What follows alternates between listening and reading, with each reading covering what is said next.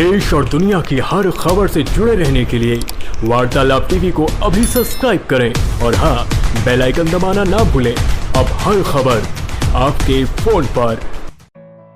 आजमगढ़ के गोसाई की बाजार में लालगंज व दीदारगंज विधानसभा के बीजेपी प्रत्याशियों के समर्थन में पहुंचे देश के रक्षा मंत्री राजनाथ सिंह ने मीडिया से बातचीत में कहा कि यूक्रेन में फंसे देश के मेडिकल स्टूडेंट व अन्य लोगों के लिए CCS की बैठक में ही तय कर लिया गया था कि सभी को बॉर्डर क्रॉस कराकर पड़ोसी देश में हवाई जहाज भेजकर मंगाया जाएगा।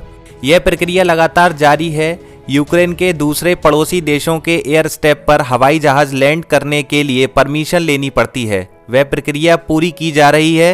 रात में ही 2-3 बार हवाई जहाज उतर कर ले आ चुके हैं और दिन में भी यह प्रक्रिया जारी है और सभी सुरक्षित वापस आ रहे हैं, वह भी सरकारी खर्च पर। राजनाथ सिंह ने अखिलेश यादव के बयान पर कोई भी टिप्पणी करने से इनकार किया।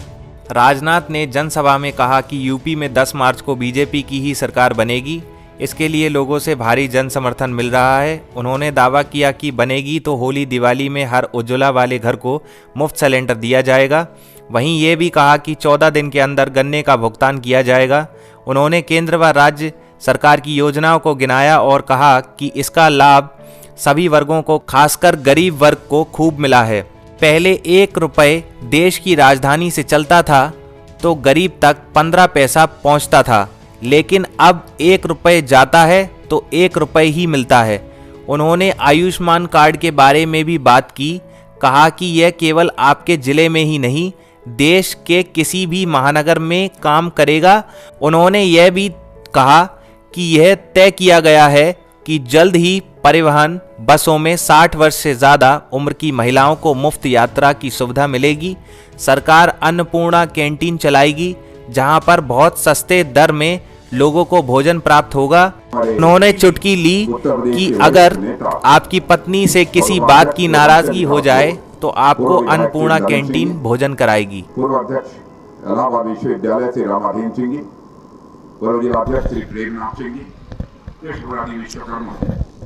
प्रत्याशी दीदारगंज विधानसभा बिहार, वाह। अनुराग सिंह ब्लॉक प्रमुख पलना ब्लॉक, चंदू सरोज क्षेत्रीय अध्यक्ष, विनोद राय पूर्व जिलाध्यक्ष, श्री महेश्वरी कांत पांडे विधानसभा लालगंज प्रभारी, श्री प्रमोद राय विधानसभा लालगंज संयोजक, श्री सौरभ सिंह ब्लॉक प्रमुख।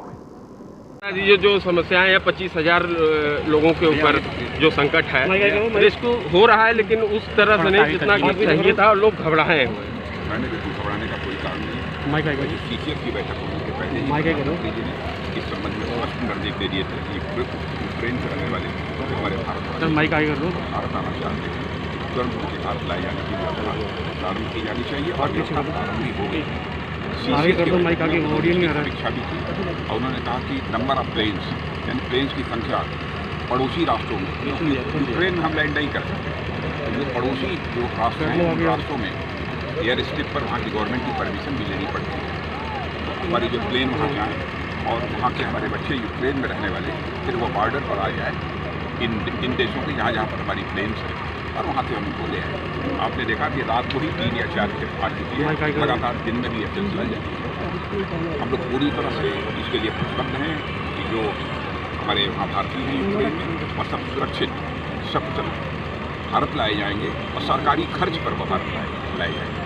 अच्छा, सबसे इतना चाहिए था और लोग घबराए। मैंने बिल्कुल घबराने का कोई कारण नहीं है। वैसे CCS की बैठक होने के पहले ही प्रधानमंत्री जी ने इस संबंध में स्पष्ट निर्देश दे दिए थे कि यूक्रेन के रहने वाले जो हमारे भारतवासी हैं और भारत आना चाहते हैं तो तुरंत उनके भारत लाए जाने की व्यवस्था प्रारंभ की जानी चाहिए और व्यवस्था प्रारंभ भी हो गई। CCS की बैठक में उन्होंने उसकी समीक्षा भी की और उन्होंने कहा कि नंबर ऑफ प्लेन्स, यानी प्लेन्स की संख्या पड़ोसी राष्ट्रों में, क्योंकि यूक्रेन में हम लैंड नहीं कर सकते, तो जो पड़ोसी जो राष्ट्र हैं उन राष्ट्रों में एयर स्ट्रिप पर वहाँ की गवर्नमेंट की परमिशन भी लेनी पड़ती है। तो हमारे जो प्लेन वहाँ जाएं और वहाँ के हमारे बच्चे यूक्रेन में रहने वाले फिर वो बॉर्डर पर आ जाए इन देशों के जहाँ पर हमारी प्लेन्स हैं और वहाँ से हम उनको ले आएंगे। आपने देखा कि रात को ही 3 या 4 खेप आ चुकी है, लगातार दिन में भी यह सिलसिला जारी है। हम लोग पूरी तरह से इसके लिए प्रतिबद्ध हैं कि जो हमारे वहाँ भारतीय हैं यूक्रेन में वह सब सुरक्षित सकुशल भारत लाए जाएंगे और सरकारी खर्च पर वो भारत लाए जाएंगे। अच्छा, सबसे बड़ा सवाल है कि जातिगत का समीकरण चल रहा है और पूर्वांचल जो है इस वक्त बहुत ही दुर्भाग्य है कि आज़ादी के 75 वर्षों के बाद भी लोग जाति, पंथ और मजहब की राजनीति की बात करते हैं। लेकिन स्वस्थ राजनीति का मतलब ये होता है कि राजनीति जाति, पंथ, मजहब के आधार पर नहीं होनी चाहिए। राजनीति यदि होनी चाहिए इंसाफ और इंसानियत के आधार पर होनी चाहिए, यानी जस्टिस एंड ह्यूमैनिटी, यही दो आधार होने चाहिए। अखिलेश यादव बार बार कहते हैं कि जितना बीजेपी के नेता बड़े उतना बड़ा झूठ, जितने छोटे उतना छोटा झूठ। अब वो बोल सकते हैं, मैं उनके बारे में नहीं बोलता हूँ। तो जिस तरीके का समीकरण लगाया जा रहा है और जिस तरीके से गुमराह किया जा रहा है उस पर भी तो आप कह सकते हैं सर कि आपकी जो जनता है, आपका जो वोटर है। मैंने जो कहना था सार्वजनिक सभा में मैंने बतला दिया लोगों को, वो तो क्रिस्टल क्लियर है, कहीं कुछ छिपाने। कितना मानना है यूपी में आपकी सीटें आ रही हैं सर? मुझे लगता है कि 2017 के चुनाव में जितनी सीटों पर हमको विजय प्राप्त हुई थी, कमोबेश उतनी ही सीटों पर इस चुनाव में भी विजय प्राप्त होगी।